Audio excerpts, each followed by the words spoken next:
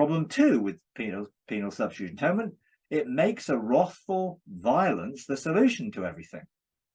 PSA claims that God's justice will not allow him to just forgive sin. Instead, his wrath must be poured out on an innocent, in this case Jesus, and his justice be satisfied so he can forgive the guilty, us. And again, that concept presents God in a completely violent and wrathful being when he is love. He's not anger. He's not wrath. He's not violence. He's love.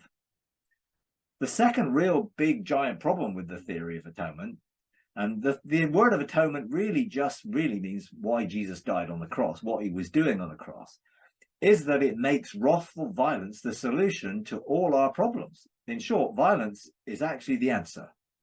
Well, we know that can't be true because of Jesus's teaching and Jesus's life and everything he represented.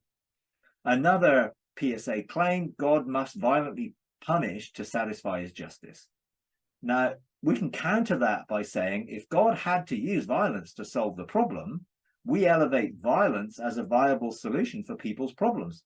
If God did it, then why can't I do it? And that actually is why people can justify the Crusades and all sorts of persecution of people and salvation by the sword and all that type of thing that happened in the past because they were coming from an Old Testament perspective, and God wasn't even that God in the Old Testament.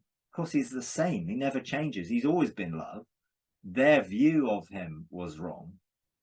And Jesus came to truly reveal what God was fully like. And even when Peter used a sword to cut off the high priest's servant's ear, what did Jesus do? He didn't commend Peter for violently cutting off his ear. He put his ear back and healed him.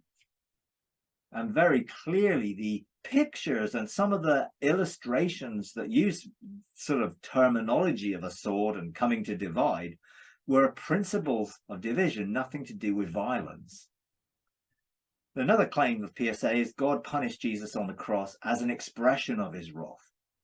And again, I think we can counter that with the idea of God using violence directly contradicts the ethics taught and lived by Jesus, who is God. There is not one instance where Jesus, who is God, suggests this in his teaching, especially the Sermon on the Mount. Therefore, it contradicts the core of Jesus's teaching, which is to show mercy, to love our enemies, and to never use violence to solve anything.